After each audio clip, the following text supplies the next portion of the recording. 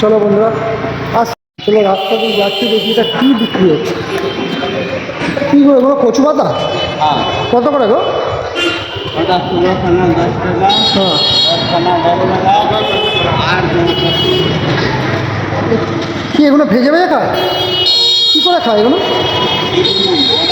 হ্যাঁ, বড়া খায়। ও দেখো বন্ধুরা, কচু পাতার বড়া। এটা কিছু খায়। এই সেদ্ধ খায়, আর এটা সেদ্ধ খায়, এটা বড়া খায়। হচ্ছে বন্ধুরা, কে কে খেয়েছো এই কচু পাতা?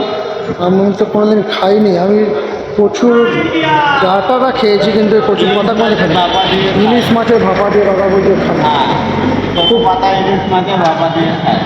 ও, এখানে খুব বিক্রি হয় রোজ। ভেটকি মাছের ভাপা। ভেটকি মাছের ভাপা রোজ দেখি, কিন্তু কী দিয়ে খায় এটা জানতাম না। তাই জন্য দাদার কাছে দাঁড়িয়ে পড়লাম যে দাদা এটা কি করে। দাদার এখানে দাদা রোজ বিক্রি করে দেখি। হ্যাঁ, এটা হচ্ছে মিলিয়াম। জগদ্দলে, এটা রেগুলার ব্যাচে, তাই দাঁড়িয়ে পড়লাম। তোমরা কে কে খেয়েছো কমেন্ট করো, জানিও।